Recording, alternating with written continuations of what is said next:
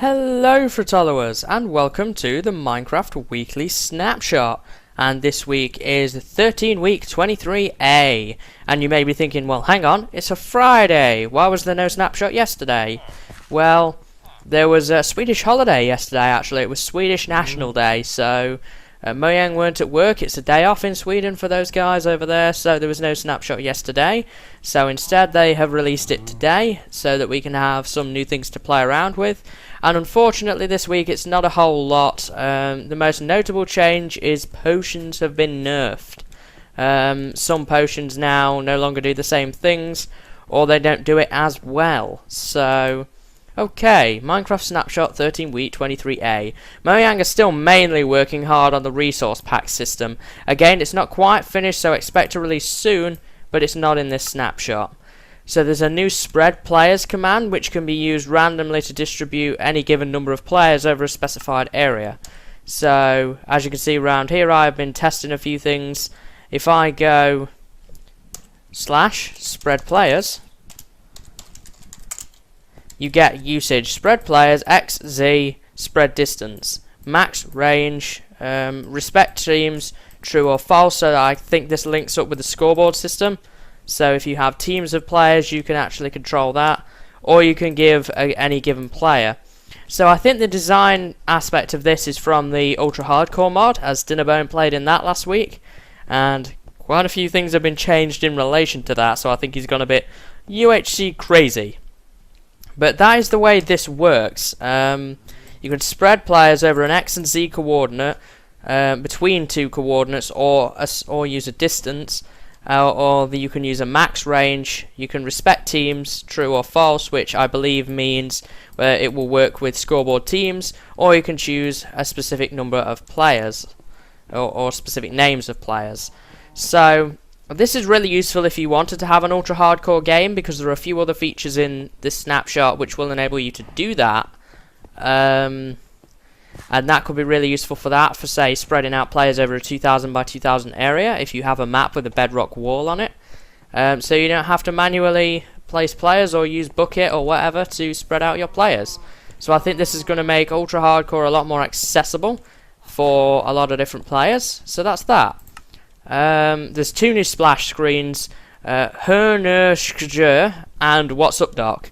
And the splash screens are the yellow text on the main menu. What's Up Doc is in relation to Dinnerbone being killed by Doc M in Ultra Hardcore last week, Season 11.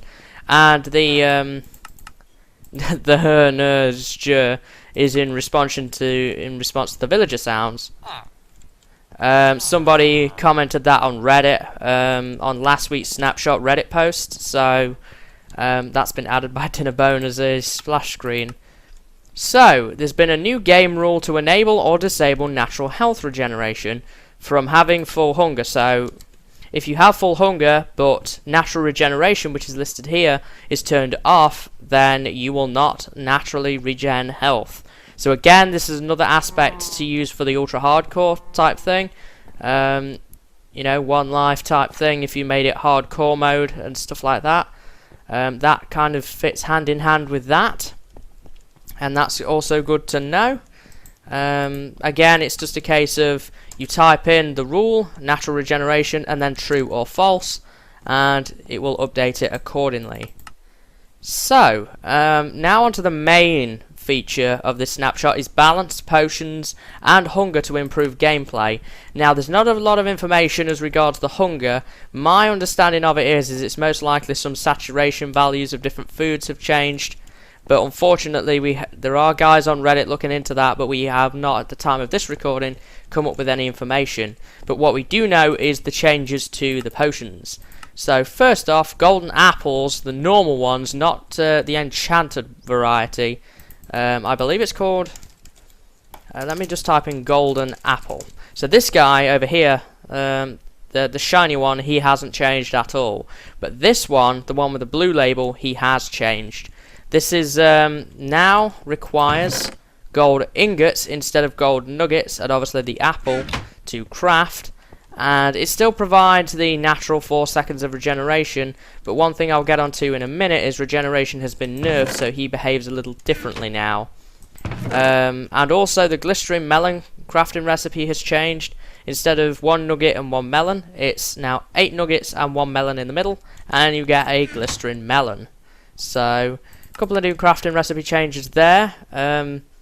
As I said here, notable changes to the system include standard golden apple now requires ingots instead of nuggets. Regeneration has been nerfed by 50%, making 1 golden apple only heal 1 heart. I imagine that this will be changed in a future snapshot to either get another buff, maybe 2-3 minutes of fire resist or something, to kind of balance that out. And if you drink a regen potion of any variety, it's a bit slower now. But I don't believe there has been any natural change to the natural healing you get from having a full hunger bar. So it's only affecting potions, thankfully. So, instant health has also been nerfed by 33%, so it does a third less now than it did before. Not a huge change, not anything groundbreaking, but again, just needed to be noted. And as I said about the glistering melons, they now need 8 nuggets instead of 1, and there's been a bunch of smaller bug fixes, notably cows no longer consume buckets when right clicking to get some milk. So my view, just quickly before we end the video off on this potions thing, because I know it's going to divide opinion, is I'm not actually that bothered, to be honest. In vanilla, we don't use potions a whole lot, you know. Certainly I don't, from my perspective, because really good armor, you don't need potions in vanilla. The only real exception to that would be the Wither boss. And the Wither boss, well, obviously we need potions for that. But I think now there are really good strategies now to deal with the Wither, maybe, that we don't need to use potions as much anymore. They are kind of like a security policy now, basically. They're like an insurance, much like armor used to be prior to beta 1.8, I think it was, or 1.9. It's become an insurance policy to help you out in emergencies.